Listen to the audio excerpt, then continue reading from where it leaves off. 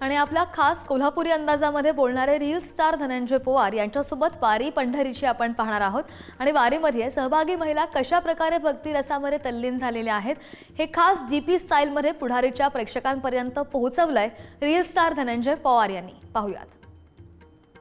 त्या ठिकाणी जे अभंग म्हणण्याचे काम चालू आहे गाडीत बसून, ते अभंग कव्हर करण्यासाठी आज आम्ही पुढारी न्यूज चॅनल तर्फे मी धनंजय पवार या ठिकाणी आलोय। तर तुम्ही त्याचा आनंद घ्या, खूप खुश आहेत लोक, त्याचा आनंद आपण पण घ्यायचा आहे। सांगना आषाढी कार्तिकी एकादशीला, आषाढी कार्तिकी एकादशीला साधू संत होती गोळा, देवा तुझ्या दर्शनाला साधू संत येती देवा, देवा तुझ्या दर्शनाला सुद्ध नाही तुझी भावना, देव कुठे आहे सांगना, शुद्ध नाही तुझी भावना, देव कुठे आहे सांगना। गंध केशरी कंपाळी टिळा, भजन करीत 3 वेळा, गंध केशरी कंपाळी टिळा, भजन करत 3 वेळा, सुद्ध नाही तुझी भावना, देव कोठे आहे सांगना, देव कुठं आहे सांगना। हे अभंग म्हणत म्हणत तुम्ही आपण देवाकडेच चाललेलो लक्षात ठेवा। त्यामुळे कसं आहे, देव आज तुमच्या सगळ्या वारकऱ्यांच्या मध्ये आहे, तुमच्यामध्ये आहे, यांच्यामध्ये आहे, तर आपल्यातच देव आहे।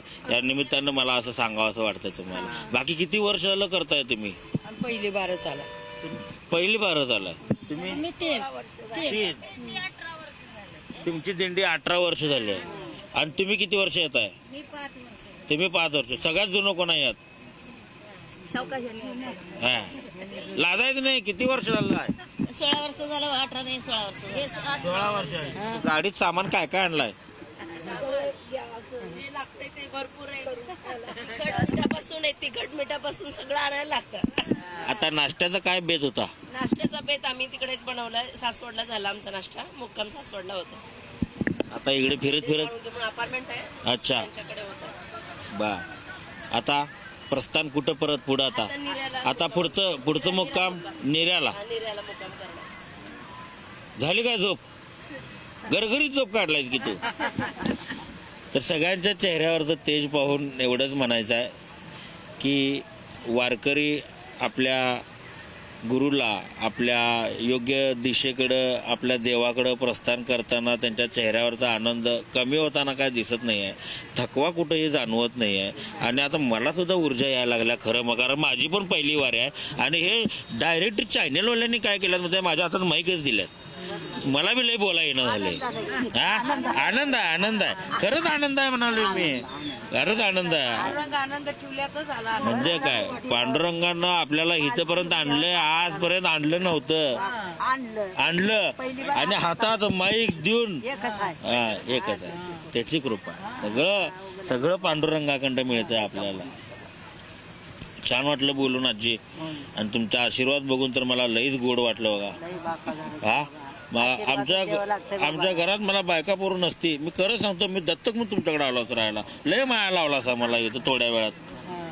तर पुढारी न्यूज चॅनलवर वारकऱ्यांसोबत आता सध्या माझं सुद्धा प्रमोशन चालू आहे।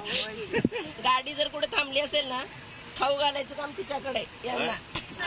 आम्हाला दुसरी माहिती नाही, कुणाचं वडाळायचं, कुणाचं भरायचं, कुणाचं आणायचं काय माहित नाही, काय माहित। आपलं कष्ट केलेलंच कडेला जाते, कुणाचं नको। काढून घेतलेलं कुणाकडे पोचत नाही, आणि पोचलं तरी ते आयुष्यभर कुणासोबत राहू शकत नाही। कर्मानं मिळवायचं, कर्मानंच मरायचं, ही खरी गोष्ट। हा ही खरी गोष्ट, हे शेवट। कसं आहे नाही माझ्या इच्छात नशिबात, ते बघूनच मरायचं, दुसऱ्याची सरी का करायचं आहे? अगदी बरोबर।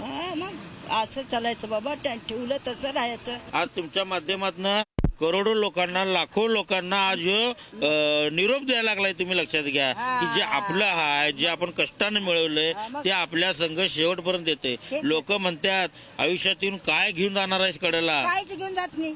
आजी खूप गोड आजी बोलायला लागल्या या ठिकाणी आणि याच विचारानं महाराष्ट्राला ऍक्च्युली आपल्या संपूर्ण भारताला हे विचार मिळायला पाहिजे. हा, आणि त्यासाठीच मी आज आलोय.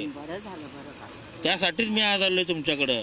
हा, तर खूप छान संदेश आजींनी दिला, खूप छान माहिती आजींनी दिली आणि मी खरंच सांगतो आजींचा ह्यो स्वभाव, आजींची ही भावना, ही नीतिमत्ता आज महाराष्ट्रातल्या प्रत्येक व्यक्तीकडे असणं गरजेचं आहे.